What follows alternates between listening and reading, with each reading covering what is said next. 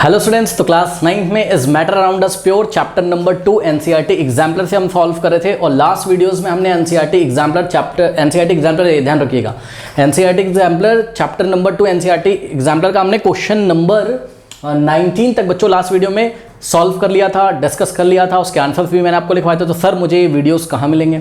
जाइए बच्चों, comment section में कमेंट पिन किया हुआ है, उस पिन कमेंट में रीड मोर पे क्लिक करिए और इस matter around us pure NCERT exemplar वाले लिंक पे क्लिक करिए। पार्ट 1 से चीज़ें आपको मिल जाएंगी, पूरा प्लेलिस्ट आपके मोबाइल में खुलकर आ जाएगा। इसके अलावा ये चैप्टर अगर पढ़ा नहीं है आपने अभी तक, आपको समझ में नहीं आ रहा है ये चैप्टर, तो इस चैप्टर का भी लिंक ऊपर दिया होगा। सभी चैप्टर्स मैंने पढ़ाए हैं, फिजिक्स, केमिस्ट्री और मैथमेटिक्स के, तो सभी चैप्टर्स के लिंक दिए। अच्छी तरीके से चैप्टर्स को पढ़िए। यूट्यूब से ऐसा नहीं कि 1 घंटे में शॉर्ट वीडियो उठाया निपटा दिया चैप्टर खत्म, नहीं, अच्छी तरीके से टाइम दीजिए। लिंक नीचे दिए हुए कमेंट सेक्शन में। और ये मैं नए बच्चों को बता रहा हूँ। आइए बच्चों स्टार्ट करते हैं अब हम question number 20। Okay, question number 20 है हमारे पास। यहाँ पर कह रहा है name the process associate with the following. Okay, तो नीचे कुछ फॉलोइंग आपको प्रोसेस दिए गए हैं, ठीक है। तो उन प्रोसेस का आपको नाम बताना है। पार्ट ए लेते हैं। कह रहा है dry ice is kept at room temperature and at 1 atmospheric pressure. देखिए इसका क्या मतलब है, बात समझो। ड्राई आइस क्या होता है पहले तो आपको ये पता होना चाहिए। What is dry ice? Solid carbon dioxide. ये हमने क्लास में डिस्कस किया हुआ है, ठीक है। तो what is dry ice? Solid carbon dioxide. Actual में क्या होता है, देखिए सॉलिड कार्बन डाइऑक्साइड ना एक्चुअल में देखने में आइस जैसा ही लगता है, बर्फ जैसा लगता है। तो ये जो ड्राई आइस होती है यानी कि सॉलिड कार्बन डाइऑक्साइड जो होती है, वैसे तो कार्बन डाइऑक्साइड गैस होती है, इस पे हाई प्रेशर और लो टेम्परेचर करके इसको कौन से फॉर्म में ले आते हैं? जब इस पे को प्रेशराइज करोगे और लो टेम्परेचर करोगे, not high temperature, high temperature में तो वो और एक्सपैंड होगा। लो टेम्परेचर हाई प्रेशर पे इसको हम सॉलिड फॉर्म में ले आते हैं। जब इसको सॉलिड फॉर्म में ले आते हैं इसका टेम्परेचर बहुत कम रहता है, ठीक है। देखिए आइस से आप कूलिंग, मतलब कूलिंग इफेक्ट के लिए हम लोग आइस यूज़ करते हैं ना। जैसे मान लो कोल्ड ड्रिंक ठंडा करना है तो अब आइस के क्यूब्स लिए बहुत सारे, थर्माकोल का बॉक्स नहीं होता है, ठीक है, उसमें आइस क्यूब्स रख दिया और उसमें हमने कोल्ड ड्रिंक की जो कांच वाली बोतल होती है वो डाल दी। उसकी जगह अगर हम ड्राई आइस यूज़ करें बच्चों तो ये कूलिंग इफेक्ट अच्छा देता है। क्यों? क्योंकि आइस का टेम्परेचर मान लो होगा 0 डिग्री सेल्सियस या मान लो -1 डिग्री सेल्सियस, इसका उससे भी कम होता है, तो ये कूलिंग इफेक्ट बहुत ज़्यादा देता है, ठीक है, बहुत बढ़िया। तो एक बात बताइए, आपने ड्राई आइस बनाया कैसे था? हाई प्रेशर पे, ज़्यादा प्रेशर लगा के और टेम्परेचर कम करके, लो टेम्परेचर करके। हाई प्रेशर का मतलब समझ रहे हो? आपने उसके ऊपर जो भी किसी मशीन से ऑब्वियसली बनाया जाता होगा ये सब, तो वो सब मैं डिस्कस नहीं कर रहा हूँ। हाई प्रेशर लगाया था, लेकिन जब आप इसको खुले में छोड़ देंगे बच्चों, ये देखिए ड्राई आइस है, ठीक है, मतलब सॉलिड कार्बन डाइऑक्साइड है, आपने इसको ओपनली अगर छोड़ दिया, ओपनली छोड़ दिया, अभी हम लोग यहाँ पर जैसे खड़े हैं तो कितना प्रेशर लग रहा है बताओ? 1 atm। भाई नॉर्मल प्रेशर क्या होता है? 1 एटमॉस्फेरिक प्रेशर। और ये प्रेशर जो है वो उस प्रेशर से कम होगा। किस प्रेशर से कम होगा? जिस प्रेशर पे इसको सॉलिड फॉर्म में चेंज किया गया था। तो अब ये नॉर्मल प्रेशर पे आ गया, तो जब ये नॉर्मल प्रेशर पे आ जाएगा और रूम टेम्परेचर पे है ये, ठीक है, तो क्या करेगा ये? वेपर्स में चेंज होना शुरू कर देगा। तो डायरेक्टली ये सॉलिड से किस में चेंज हो जाएगा? गैस में। सॉलिड से गैस में ये चेंज होने लगेगा, ठीक है। और आपने कभी स्टेज वगैरह पे परफॉर्मेंस देखा हो ना, तो वो गैस टाइप का नहीं निकलता है कुछ, मैंने आपको क्लास में बताया। वो क्या होता है? ड्राई आइसी होती है, वो सीधे किस में जाती है? गैशियस फॉर्म में जाती है। ओके, तो वो आपकी कार्बन डाइऑक्साइड सॉलिड रख देते हैं वहाँ पर, जो भी प्रोसेस होता है, और वो सीधे वहाँ पर रूम टेम्परेचर और 1 एटमॉस्फेरिक प्रेशर ही होता है ऑब्वियसली सब जगह। तो 1 एटमॉस्फेरिक प्रेशर पे वो सीधे किस में चेंज हो जाती है? गैस में। तो सॉलिड से सीधे गैस में चेंज हो रहा है। बताओ कौन सा प्रोसेस है? सब्लिमेशन। सॉलिड से सीधे गैस में जाना, सब्लिमेशन। तो ये प्रोसेस क्या है? आंसर ए क्या है हमारा? सब्लिमेशन। ओके, लेते हैं पार्ट बी। कह रहा है a drop of ink place on the surface. अच्छा, इसको करने से पहले मैं आपको एक बात बताता हूँ, सुनो। देखो बच्चों, क्या आपको डिफ्यूजन पता है केमिस्ट्री में? डिफ्यूजन क्या होता है? देखिए डिफ्यूजन होता कहाँ है? तो जवाब है कि डिफ्यूजन होता है लिक्विड्स और गैसेस में। डिफ्यूजन कहाँ होता है? लिक्विड और गैसेस में। तो सबसे पहली बात हमने आपको बताई क्या, कि डिफ्यूजन जो प्रोसेस होगा वो किस में होगा? लिक्विड्स में एंड गैसेस में आपको देखने को। तो सर ये डिफ्यूजन क्या होता है? बच्चों डिफ्यूजन ये होता है कि जब कोई गैस हायर कॉन्सेंट्रेशन रीजन से कहाँ मूव करे? लोअर कॉन्सेंट्रेशन रीजन की तरफ। तो इस प्रोसेस को हम क्या बोलते हैं? डिफ्यूजन बोलते हैं, ठीक है ना। जैसे कि हम आपको एक एग्जांपल देते हैं। एग्जांपल हम आपको कैसे दें? आपके घर में जब खाना बनता है तो उसकी जो स्मेल होती है वो हायर कॉन्सेंट्रेशन, मतलब आपकी जो कढ़ाई है जहाँ खाना पक रहा है, वहाँ से वो स्मेल आप तक कैसे पहुँचती है? डिफ्यूज़ होके वहाँ पे, जैसे ये खाना पक रहा है मान लीजिए, ठीक है, तो जो मसाले से जो भी मतलब वाटर वेपर्स में जो मसाले की महक है, हम बोलेंगे एक जो गैस है, यहाँ पे इसका कॉन्सेंट्रेशन कैसा है? ज़्यादा। और आप यहाँ पर खड़े हो यहाँ पर कॉन्सेंट्रेशन कैसा है, कम, तो हायर कॉन्सेंट्रेशन से कहाँ जाती है, लोअर कॉन्सेंट्रेशन की तरफ। तो ये एक एग्जाम्पल है किसका, डिफ्यूजन का। और मैं आपको एग्जाम्पल दिखा सकता हूँ, मान लीजिए कि हाँ क्या कह रहे हैं, हाँ परफ्यूम का भी। और उसके बाद आप ले लीजिए, मान लीजिए कि देखिए, मान लीजिए अभी यहाँ ऑक्सीजन का कॉन्सेंट्रेशन बहुत ज़्यादा है, यहाँ पे ऑक्सीजन के मॉलिक्यूल्स बहुत ज़्यादा हैं, ठीक है, और यहाँ पे ऑक्सीजन के मॉलिक्यूल्स कम है। हमने यहाँ पर ऑक्सीजन का सिलेंडर ओपन कर दिया मान लो, या कोई भी गैस है, तो ये हायर कॉन्सेंट्रेशन से लोअर कॉन्सेंट्रेशन रीजन की तरफ मूव करेगी, क्योंकि हमको पता है बच्चों की गैसेस के पार्टिकल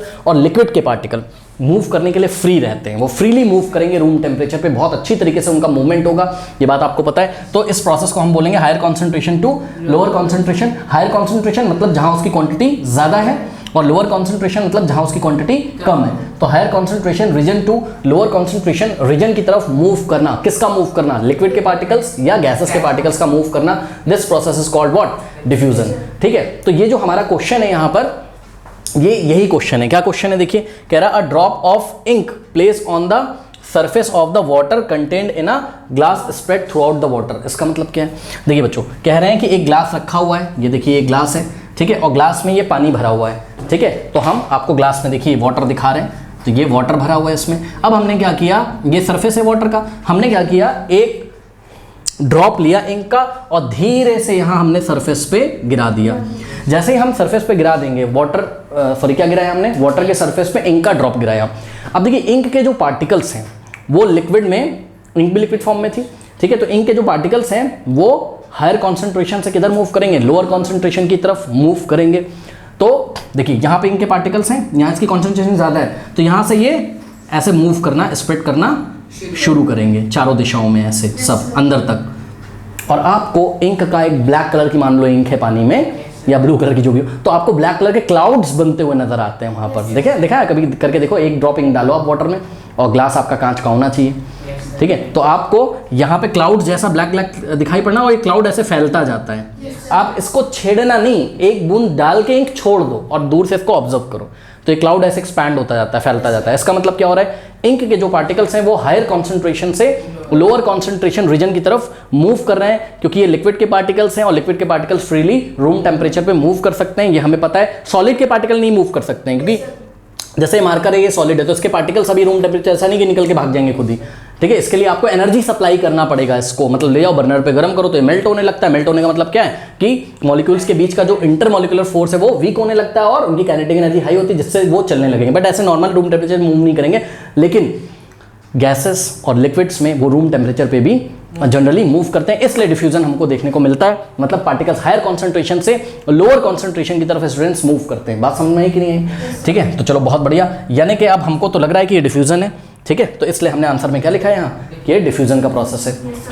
पार्ट सी देखिए, कह रहा है कि पोटेशियम पर मैग्नेट, ठीक है, तो ये पोटेशियम पर मैग्नेट का कलर पता है क्या किसी को, पर्पल कलर होता है, बिल्कुल सही। पोटेशियम पर मैग्नेट का कलर कैसा होता है, पर्पल। तो पोटेशियम पर मैग्नेट का हमने क्रिस्टल लिया, मतलब उसका टुकड़ा लिया, ठीक है। हाँ, अब क्रिस्टल का और भी डेफिनेशन होता है, वो हम लोग क्लास 12 में देखेंगे, छोड़ो उसको, क्लास में मैंने सब कुछ पढ़ाया हुआ है, जाके लिंक में क्लिक करिए, सब कुछ बताया मैंने क्रिस्टल क्या होता है, ठीक है। तो यहाँ तो हम इसको सॉल्व करा रहे हैं।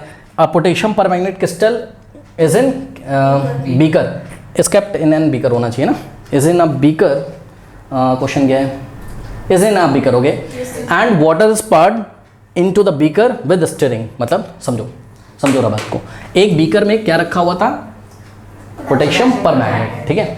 तो ये देखिए, ये बीकर हमने बनाया और बीकर में पोटेशियम पर मैग्नेट का क्रिस्टल टुकड़े रखे हुए थे कुछ यहाँ पे, ये देखिए अभी सिर्फ टुकड़े ऐसे सॉलिड फॉर्म में रखे थे। हमने ऊपर से क्या डाला, वाटर डाला, and water poured into the beaker with stirring, पानी डाल के हिलाया, ठीक है। जब आप स्टिर करोगे ना तो वो जल्दी डिसॉल्व हो जाएगा, ठीक है। तो ये क्रिस्टल धीरे धीरे वाटर में क्या होने लगता है, डिसॉल्व होने लगता है। लेकिन अगर आप ध्यान से जरा चेक करेंगे बच्चों, तो क्या होगा कि इसका कलर धीरे धीरे पर्पल होने लगता है, सॉल्यूशन पर्पल कलर का बनने लगता है। इसका मतलब क्या है, जब आप पानी ऊपर से डालते हो और हिलाते हो, अगर नहीं भी आप हिलाओ ना, तब भी आपको धीरे धीरे कलर पर्पल दिखाई पड़ना, क्योंकि ये जो पार्टिकल्स हैं किसके, पोटेशियम पर मैग्नेट, ये हायर कॉन्सेंट्रेशन से किधर जाएंगे, लोअर कॉन्सेंट्रेशन की तरफ जाएंगे, ओके। तो इस प्रोसेस को हम क्या बोलेंगे, डिसोल्यूशन हो रहा है, ठीक है। डिसोल्यूशन हो रहा है, डिसोल्यूशन मतलब सॉल्यूशन बन रहा है, सॉल्यूट को सॉल्वेंट मिल रहा है। ध्यान से चेक करो, सॉल्यूट क्या है आपका, पोटेशियम पर मैग्नेट, और सॉल्वेंट क्या है यहाँ, वाटर है। तो डिसोल्यूशन भी लिख सकते हैं। और करके हमने डिफ्यूजन क्यों लिखा है, क्योंकि देखिए बच्चों, जैसे ही थोड़ा सा अगर आप दिमाग लगाओ, जैसे ही पानी इसमें डालोगे, ठीक है, तो यहाँ पे जब कलर आएगा, ये जब कलर आएगा तो एक कलर्ड सॉल्यूशन यहाँ पे बना, और ये कलर्ड सॉल्यूशन कैसा है, लिक्विड, और ये कलर धीरे धीरे आगे फैलता है। इसका मतलब यहाँ पे जो सॉल्यूशन है जो कि लिक्विड है, सॉल्यूशन जो कि लिक्विड है, के पार्टिकल्स हायर कॉन्सेंट्रेशन से कहाँ जा रहे हैं, लोअर कॉन्सेंट्रेशन की तरफ। मतलब जिधर उसको पानी मिल रहा है वो उधर, मतलब बात समझ लो, जिधर रंग नहीं है, जिधर कलर नहीं है वो उधर मूव कर रहे हैं। तो इसलिए हमने यहाँ पर डिफ्यूजन भी लिखा हुआ है। ओके, तो यहाँ हम डिसोल्यूशन डिफ्यूजन दोनों करके आंसर देंगे। ओके, कर लीजिए। क्वेश्चन नंबर 20 का ही पार्ट डी है, आगे हम प्रोसीड कर रहे हैं। क्वेश्चन नंबर 20 का पार्ट डी ले रहे हैं। तो पार्ट डी में बच्चों देखिए क्या बोला जाता है, आपको बोला था acetone bottle is left open. Acetone की बात हम इससे पहले भी किसी क्वेश्चन में कर चुके हैं, याद है? एक स्टूडेंट ने गलती से वाटर की जगह क्या मिला दिया था, एसीटोन, याद है? तो एसीटोन का जो अपीयरेंस होता है देखने में वो वाटर जैसा ही लगता है, ये तो एक जनरल नॉलेज का है बात। तो acetone bottle is left open, the bottle becomes empty. Okay, देखते हैं जरा क्या होता है। देखो बच्चों, ये एसीटोन रखी हुई थी, ये एसीटोन केमिकल होता है, ये एसीटोन रखा हुआ है जिसका अपीयरेंस वाटर जैसा है, और लेफ्ट ओपन मतलब ऊपर से खुला हुआ है, ठीक, एंड बिकम्स एम्प्टी। अब ये कुछ टाइम के बाद खाली हो जाती है, या कुछ दिनों के बाद ये, भाई ज़्यादा होगा तो कुछ दिन लग जाएंगे, और अगर कम होगा अमाउंट इसमें तो थोड़ा ही टाइम, 2-4 घंटे में खाली हो जाएगा। तो ये एम्प्टी क्यों हो गया, सोचिए। इसमें लिक्विड था, लिक्विड एसीटोन था, अब इसके क्या बन गए होंगे, धीरे धीरे वेपर, ठीक है, क्योंकि इवेपोरेशन हुआ होगा। पहले एक सबसे टॉप वाले सरफेस का लेयर इवेपोरेट हुआ होगा, फिर उसके नीचे वाले, फिर उसके नीचे, एंड सो ऑन टू, इस तरीके से ये बाहर चला गया। लेकिन ध्यान दें स्टूडेंट्स, अभी ये एसीटोन जब अंदर था तो कौन से फॉर्म में था बताइए, लिक्विड फॉर्म में, ठीक है। लेकिन आपको पता है बाद में ये क्या बन गया, गैस के फॉर्म में, एसीटोन गैसियस फॉर्म, ठीक है। तो देखिए आपको पता होना चाहिए, पता है एसीटोन गैस होती है तो गैस होती है। अरे एसीटोन गैस बहुत फेमस है, आपने सुना होना चाहिए केमिस्ट्री में। तो यहाँ पर देखिए बच्चों, जो हमको आंसर पीछे दिया है वो 2 दिया, एक तो साफ साफ दिख रहा है इवेपोरेशन, दूसरा आंसर इन्होंने हमको कॉमा लगा के, मतलब ये भी है और ये भी है, और डिफ्यूजन भी दिया है। देखिए बच्चों, डिफ्यूजन इसलिए दिया है क्योंकि जब ये फ्लास्क रखा है तो देखिए आसपास, अभी यहाँ पर आसपास सराउंडिंग्स में एसीटोन का कॉन्सेंट्रेशन कम था, तो एसीटोन के पार्टिकल्स जब गैस फॉर्म में आने लगे, थोड़ा ध्यान दें प्लीज, जब एसीटोन के पार्टिकल्स गैस फॉर्म में आने लगे तो यहाँ सरफेस पे कलेक्ट होने लगे होंगे पहले, ठीक है। फिर क्या हुआ, यहाँ एसीटोन के गैस जो पार्टिकल्स हैं उनका कॉन्सेंट्रेशन हाई हो गया, और यहाँ पे एसीटोन्स के पार्टिकल्स का कॉन्सेंट्रेशन कैसा है, लो है। तो एसीटोन के जो पार्टिकल्स हैं वो हायर कॉन्सेंट्रेशन रीजन से किधर मूव करेंगे, लोअर कॉन्सेंट्रेशन रीजन की तरफ, और यही तो डिफ्यूजन होता है, ठीक है। तो इसलिए आंसर क्या लिखा हुआ है, डिफ्यूजन भी लिखा हुआ है। बात समझ में ही। लेते हैं पार्ट ई। पार्ट ई में कह रहा है कि milk is churn to separate cream from it. Okay, तो देखो मिल्क को चर्न किया जाता है, मतलब चर्न करोगे ना, वो चर्नर नहीं आता एक, क्या बोलते हैं उसको हिंदी में, जो भी है, आपने देखा होगा ना मम्मी को मिल्क वगैरह से ऐसा क्रीम निकालते हुए, ऐसे चर्न करते हैं उसको, है ना, चर्नर होता है लकड़ी का, ऐसे घुमाते हैं। या तो हम इसको सेंट्रीफ्यूगेशन वाली जो मशीन आती है उसमें से भी क्रीम अलग कर सकते हैं। पहले मैं थोड़ा सा आपको वो बता देता हूँ, सेंट्रीफ्यूगेशन वाला मेथड, तो बहुत शॉर्ट में बता रहा हूँ, क्लास करिए जिनको बहुत डिटेल में देखना है। तो ये ऐसे टेस्ट ट्यूब होती हैं, ठीक है, और टेस्ट ट्यूब में हम सस्पेंशन डाल देते हैं, suspension is a type of solution, ठीक है, सस्पेंशन, और इसको बहुत तेजी से घुमा देते हैं। जब घुमा देंगे तो क्या होगा, देखिए एक सेंट्रीफ्यूगल फोर्स लगता है बाहर की तरफ, तो वो सेंट्रीफ्यूगल फोर्स जो हैवी पार्टिकल्स होते हैं उसको नीचे कर देगा, और जो लाइटर पार्टिकल होंगे उसको ऊपर कर देगा, ठीक है।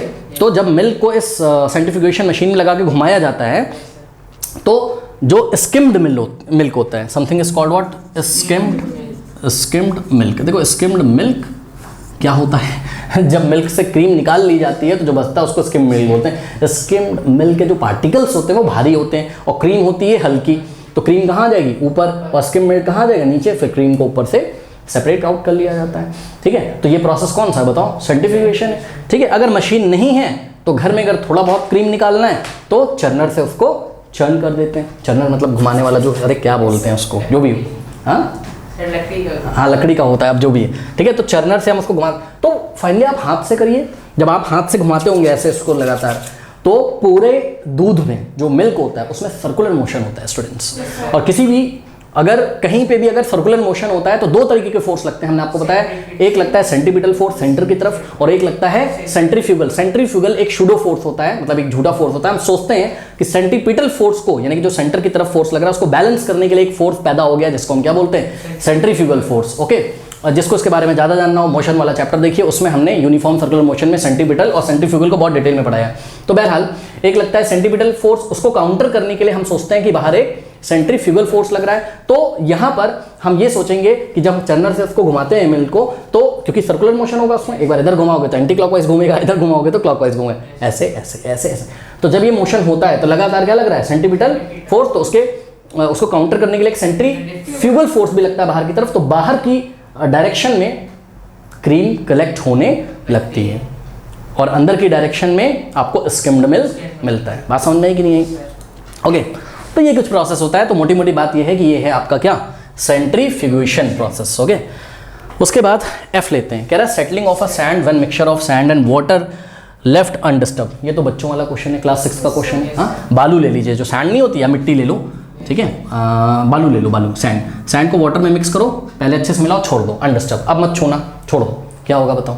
सैंड के पार्टिकल हैवी होते हैं बहुत, और वो धीरे धीरे धीरे धीरे बैठते जाएंगे, नीचे आते जाएंगे। तो पहले पानी आपको अनक्लियर लग रहा था, क्लियर नहीं लग रहा था सॉल्यूशन पहले आपको, जो सॉल्यूशन तो नहीं, जो भी मिक्सचर है, मिक्सचर पहले अनक्लियर था, अब धीरे धीरे सैंड पार्टिकल्स नीचे बैठ गए और वाटर ऊपर आ गया, तो ऊपर क्लियर दिखने लगेगा आपको, और सैंड नीचे, फिर से हिला दोगे तो फिर से सैंड पूरा ऊपर उसमें मिक्स हो जाएगा, मिक्सचर बन जाएगा।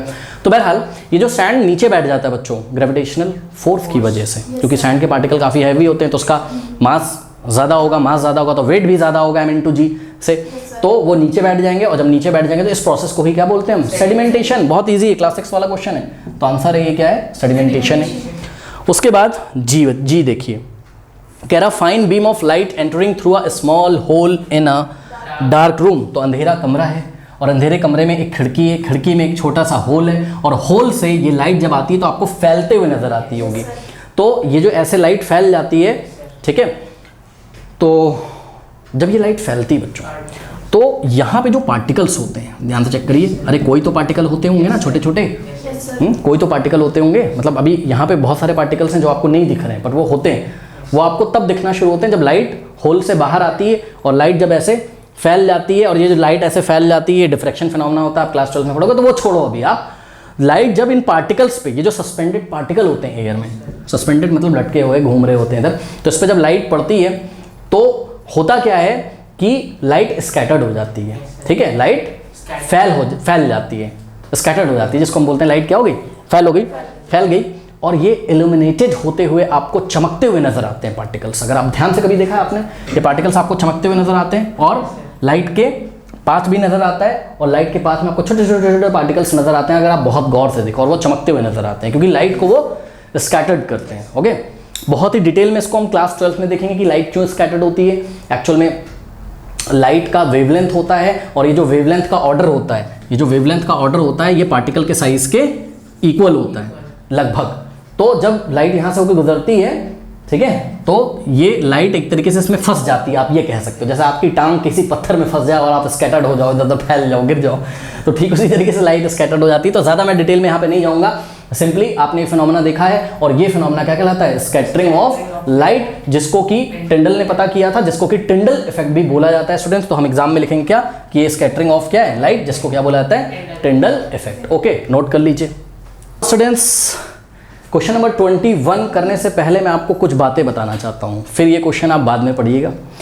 मैं आपको बात ये बताना चाहता हूँ कि देखिए बच्चों, कोई वाटर का सैंपल आपने देखा, ठीक है, ये मान लीजिए वाटर का सैंपल है, अब तो ये पिंक बॉटल है बहरहाल, तो ये वाटर का सैंपल है, 2 ग्लास में रखा हुआ है या 2 फ्लास्क हमने ले लिए हैं, उसमें रखा हुआ है। तो ध्यान से चेक करिए, देखिए ये सैंपल ए है और ये सैंपल बी है। हमको लैब में हमारे टीचर ने 2 सैंपल दिए वाटर के, बोला ये ए है और ये बी है, ठीक। अब देखने में एक जैसा लग रहा था, तो टीचर ने आपसे बोला कि भाई देखो बताओ कौन सा प्योर है कौन सा इम्प्योर है, ठीक है। तो बच्चे बोलेंगे दोनों तो देखने में यार प्योर लग रहा है। तो आपकी निगाहों में जो प्योर है, मतलब देखने में एकदम क्रिस्टल क्लियर लग रहा है, एकदम जैसे वाटर होता है भाई, क्लास में लेके देखो, तो बोलेंगे अरे ये भी प्योर है ये भी प्योर है। ऐसा नहीं है। एक्चुअल में क्या होता है बच्चों कि देखिए, अगर मान लीजिए वाटर के किसी सैंपल में कोई सॉल्ट मिला है, ठीक है, कोई सॉल्ट, जैसे मैग्नीशियम का कोई सॉल्ट हो सकता है, कैल्शियम का कोई सॉल्ट हो सकता है, ठीक है, तो शायद कलर ना आए। जैसे कि देखिए कॉपर सल्फेट अगर मैं लूँ, कॉपर सल्फेट एक सॉल्ट होता है, तो कॉपर सल्फेट को अगर मैं पानी में डालूँ तो ब्लू कलर आ जाता है। लेकिन कभी कभी कलर नहीं आता है किसी सॉल्ट को मिक्स करने से वाटर में, ठीक है, तो सोचिए मान लीजिए अगर ऐसा कोई सॉल्ट इसमें मिक्स हो कि कलर ना आए, ठीक है, तो क्या वहाँ पर सॉल्ट के जो पार्टिकल्स हैं, मतलब जो आयंस होंगे, सॉल्ट के आयंस होते हैं वो उसमें घूमते रहते हैं, तो वो सब हम डिस्कस करेंगे क्लास 10 में। अभी सुनो, इसमें जो पार्टिकल्स हैं, ठीक है, वो आपको दिखेंगे तो नहीं बाहर से, तो ये भी आप एकदम आपको प्योर लगेगा, ये भी एकदम क्रिस्टल क्लियर लगेगा। तो आप क्या करोगे, देखो मैं आपको बता रहा हूँ, समझो। हमने आपको चैप्टर नंबर 1 में भी बच्चों बताया है क्या, कि अगर वाटर में कुछ और मिला है ना, तो केमिस्ट्री की भाषा में हम बोलेंगे कि वाटर प्योर नहीं है, वाटर क्या है, इम्प्योर है। बात समझ में कि नहीं है? ये बात हमें कैसे पता चलती है, तो सुनो, ऐसे पता चलती है कि जो प्योर वाटर होगा बच्चों, जो प्योर वाटर होगा, मान लीजिए ए में क्या है, प्योर वाटर है। प्योर वाटर का मतलब इसमें कोई भी सॉल्ट वाट कुछ भी मिक्स नहीं है। तो जो प्योर वाटर है, ओके, उसका बच्चों जो बॉइलिंग पॉइंट होता है, बॉइलिंग पॉइंट जो होता है वो होता है 100 डिग्री सेल्सियस, ये सभी बच्चों को पता होगा। और इसका जो फ्रीजिंग पॉइंट होता है, एफपी मैं शॉर्ट में लिख रहा हूँ, फ्रीजिंग पॉइंट मतलब जिस पॉइंट पे, जिस टेम्परेचर पे ये सॉलिड बन जाएगा, वो होता है आपका 0 डिग्री सेल्सियस, लेकिन 1 atm पे होता है। प्रेशर भी मेंशन करना बहुत ज़रूरी है। एट 1 atm प्रेशर पे प्योर वाटर का जो बच्चों बॉइलिंग पॉइंट होता है 100 डिग्री सेल्सियस, और फ्रीजिंग पॉइंट होता है आपका प्योर वाटर का 0 डिग्री सेल्सियस। 1 atm प्रेशर पे अगर आप प्रेशर चेंज कर दोगे तो बॉइलिंग पॉइंट और फ्रीजिंग पॉइंट क्या हो जाएंगे, चेंज हो जाएंगे। ठीक है, बॉइलिंग पॉइंट डिपेंड करता है किस पे, प्रेशर पे। क्योंकि बॉयल क्यों करता है बताओ, देखो बॉयल इस तरीके से करता है कि सरफेस से पार्टिकल निकल के कहाँ जाते हैं, ऊपर। और सोचो अगर ऊपर से ज्यादा प्रेशर लग रहा है, एटमॉस्फेरिक प्रेशर अगर ज्यादा है, या आपने किसी मशीन से एक्स्ट्रा प्रेशर लगा दिया है ऊपर, ठीक है, जैसे वैक्यूम क्रिएट करते हो किसी वैक्यूम पंप से, वैसे किसी मशीन से आप बाहर से अगर एक्स्ट्रा प्रेशर बढ़ा दो, 1 atm से ज्यादा प्रेशर कर दो, तो बॉइलिंग पॉइंट भी क्या होगा, बढ़ जाएगा। क्योंकि देखो बॉइलिंग पॉइंट क्या होता है, जब वाटर के सरफेस से पार्टिकल निकल के ऊपर जाने लगते हैं तो हम बोलते हैं भाई बॉयल होने लगा। यही बात है, यानी कि ये वाटर के सरफेस से पार्टिकल ऊपर क्यों जा रहे हैं स्टूडेंट्स, तो जवाब ये है कि आप अगर थोड़ा सा दिमाग लगाएं तो वाटर के सरफेस से ये पार्टिकल ऊपर जाता होगा, तो इसको इमेजिन करो, इस प्रेशर को काउंटर करना होता है। ऊपर से जो एटमॉस्फेरिक प्रेशर लगा है, एटमॉस्फेरिक प्रेशर कौन लगा रहा है बताओ, एटमॉस्फेयर के पार्टिकल्स जो हैं वो प्रेशर लगा के रख रहे हैं। तो सोचो इन पार्टिकल्स को जब वो क्या करेगा, ओवरकम करेगा इसके फोर्स को, तो ऐसा ठक्क से मार के ऊपर निकल जाएगा। बात समझ में आई कि नहीं, ठीक है। लेकिन अगर ज्यादा प्रेशर लगा दूं तो इसको ज्यादा एनर्जी चाहिए होगी इसको मार के निकलने के लिए, और ज्यादा एनर्जी का मतलब ज्यादा हीट सप्लाई करनी पड़ेगी। ज्यादा हीट सप्लाई करोगे तो टेम्परेचर इसका राइज हो जाएगा, यानी कि बॉइलिंग पॉइंट क्या हो जाएगा, इंक्रीज हो जाएगा। ये बात आपको पता चल गई, ठीक है। तो इसलिए बच्चों प्रेशर मेंशन करना बहुत ज़रूरी है। तो जनरली हम लोग जो ऐसे रहते हैं आजकल, हमारी लैब में जब हम काम करते हैं तो प्रेशर कितना होता है, 1 atm। इसलिए हमने मेंशन कर दिया कि भाई 1 atm पे जो प्योर वाटर होता है उसका बॉइलिंग पॉइंट 100 डिग्री सेल्सियस होता है और फ्रीजिंग पॉइंट होता है कितना, 0 डिग्री सेल्सियस। तो ये बात तो आपको पता है। अब आपको पता होगा बच्चों, चैप्टर नंबर 1 में हमने आपको बताया था क्या, कि अगर वाटर इंप्योर हो जाए, इंप्योर का मतलब कोई सॉल्ट मिल जाए, तो मिट्टी मिल जाए, चलो मिट्टी मिला दो, लेकिन मिट्टी मिलाओगे तब तो साफ साफ नजर आएगा बाहर से कि हाँ भाई ये तो क्लियर नहीं है, इसका मतलब ये क्या है, इंप्योर है। लेकिन आपको कोई ऐसा सॉल्ट मिला है कि वो देखने में वाटर जैसा ही लग रहा है, तो सुनो, मैंने आपको बताया था कि डिप्रेशन इन फ्रीजिंग पॉइंट हो जाता है। दो बातों का हम यूज करते हैं, क्या, डिप्रेशन जब भी क्या होगा, इंप्योर वाटर होगा, क्या होगा, इंप्योर वाटर होगा। तो दो बातें होती है बच्चों, क्या, depression in freezing point and elevation in boiling point. Elevation, अब ये क्या बात है sir, elevation in boiling point, तो ये बात है। एलिवेशन का मतलब बढ़ जाना, वो इम्प्योर वाटर का बॉइलिंग पॉइंट बढ़ जाएगा 101 डिग्री सेल्सियस। प्रेशर वही रखो, 1 atm ही रखो, मैं मना नहीं कर रहा हूँ, प्रेशर वही 1 atm प्रेशर पे इम्प्योर वाटर बच्चों शायद 101 डिग्री सेल्सियस पे बॉइल करें या 102 डिग्री सेल्सियस पे बॉइल करें। ये डिपेंड करता है कि किस हिसाब की इंप्योरिटी उसमें मिलाई गई है। मोटी मोटी बात यह है कि अगर इंप्योरिटी उसमें होगी, यानी कि वाटर के मॉलिक्यूल्स के अलावा किसी और टाइप के मॉलिक्यूल्स या आयंस उसमें प्रेजेंट होंगे, तो वाटर का बॉइलिंग पॉइंट क्या होगा, बढ़ जाएगा, जिसको हम क्या बोलते हैं केमिस्ट्री की भाषा में, एलिवेशन इन बॉइलिंग पॉइंट हो जाता है जब वाटर कैसा होता है, इम्प्योर सैंपल होता है वाटर का, ओके। और डिप्रेशन इन फ्रीजिंग पॉइंट होता है। डिप्रेशन इन फ्रीजिंग पॉइंट का मतलब यह है कि अगर प्योर वाटर 0 डिग्री सेल्सियस पे फ्रीज कर रहा था स्टूडेंट्स, तो आपका जो इम्प्योर वाटर वो 0 पे नहीं करेगा, 0 से कम, नंबर लाइन के बारे में आपने पढ़ा है ना, 0 से कम क्या होते हैं, नेगेटिव नंबर होते हैं, यानी कि -1 डिग्री सेल्सियस या -0.5 डिग्री सेल्सियस या -2 डिग्री सेल्सियस पे फ्रीज करेगा। बात समझ में आई कि नहीं आई? तो ये बात है। अब आइए क्वेश्चन पढ़ते हैं, जवाब आपके सामने आपको मिल जाएगा। देखते हैं, कह रहा है you are given 2 samples of water labelled A and B। तो 2 सैंपल दिए उन्होंने, A और B। कह रहा है A boils at 100 degree Celsius, A boils at 100 degree Celsius. तो ए को बॉईल किया, वो 100, भाई थर्मामीटर लगा के बॉईल करो ना, थर्मामीटर में रीडिंग देखो, जैसे ही 100 डिग्री सेल्सियस होता है बॉईल होने लगता है। और बी में थर्मामीटर लगाओ तो सैंपल बी बॉइल्स एट 102, तो ये होता है 100 डिग्री सेल्सियस पे बॉईल, और ये होता है 102 डिग्री सेल्सियस पे बॉईल। आगे जरूर इनको हमको क्या देना चाहिए, इनको हमको प्रेशर देना चाहिए। ओके, तो प्रेशर नहीं दिया हुआ है, 1 atm देना चाहिए था बच्चों, एट 1 atm कर लीजिए, एट 1 atm देना चाहिए, दिया है पता नहीं क्यों नहीं। कह रहा which sample of the water will not freeze at 0 degree Celsius, कौन सा सैंपल 0 डिग्री सेल्सियस पे फ्रीज नहीं होगा। तो सुनो, वो नहीं होगा जो इम्प्योर होगा, और इम्प्योर वो होगा जिसका बॉइलिंग पॉइंट ज्यादा हो गया होगा। तो चेक करो इन दोनों में से बॉइलिंग पॉइंट ज्यादा किसका है 1 atm पे, सैंपल बी का। तो इसका मतलब sample B will not freeze, जब वो बॉईल नहीं कर रहा है 100 पे तो वो फ्रीज क्या करेगा 0 पे, क्योंकि जब एलिवेशन इन बॉइलिंग पॉइंट आ चुका है, 2 डिग्री का एलिवेशन है, चेक करो प्योर वाटर 100 पे होता है, ये 102 पे, तो 2 डिग्री का एलिवेशन मिल गया इसको। तो फ्रीजिंग पॉइंट भी 0 ना होकर 0 से कम होगा, यानी कि 0 डिग्री सेल्सियस पे तो फ्रीज ये नहीं करेगा। पक्की बात है कि नहीं है, ठीक है, तो ये बात है।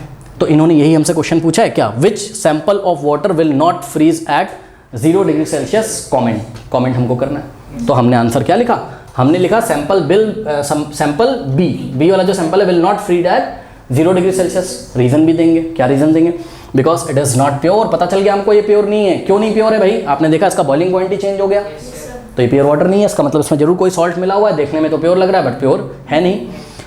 फिर हम आगे लिखेंगे एट 1 atm, देखिए मेंशन कर दिया हमने, एट 1 atm 1 एटमॉस्फेरिक प्रेशर पे the boiling point of the pure water is 100 degree Celsius, ये हम बता देंगे उसको। और freezing point of pure water is what 0 degree Celsius, ठीक है। तो इसका मतलब जिसका बॉइलिंग पॉइंट 100 डिग्री सेल्सियस था वही तो प्योर था, तो ये प्योर था, तो उसका फ्रीजिंग पॉइंट भी 0 होगा, यानी कि ये फ्रीज करेगा 0 पे, तो ये नहीं करेगा। कोई डाउट है बताइए, हाँ। तो ये बच्चों आप नोट कर सकते हो, और ये मैंने आपको काफ़ी हद तक समझा दिया है। ओके, तो आप इसको नोट कर लीजिए। नाउ स्टूडेंट्स, क्वेश्चन नंबर 22 देखिए, what are the favourable qualities given to gold when it is alloyed with copper और silver for purpose of making ornaments. अब देखिए एलॉय बना रहे हैं, गोल्ड का एलॉय बना रहे हैं, गोल्ड की मात्रा ज़्यादा रहेगी और उसमें थोड़ी सी मात्रा या तो कॉपर की मिला देंगे या तो सिल्वर की। याद है आपको एलॉय क्या होते थे, alloy are the homogeneous mixture, not mixture, alloys are the homogeneous mixture of 2 or more metals या मेटल और नॉन मेटल। याद है आपको आयरन के साथ जब कार्बन मिलाया था तो स्टील बन गई थी, जिसमें अलग सी प्रॉपर्टी आ गई थी, उसमें जंग नहीं लिखता था, वो क्वालिटी आ गई थी, उसमें रस्टिंग नहीं होता था। इसी तरीके से स्टूडेंट्स जो गोल्ड होता है, ठीक है, what is the formula for gold atom, AU not AG तो होता है किसका, सिल्वर का, ओके। और कॉपर का क्या होता है सिंबल Cu, और गोल्ड का क्या होता है AU, गोल्ड का क्या होता है AU।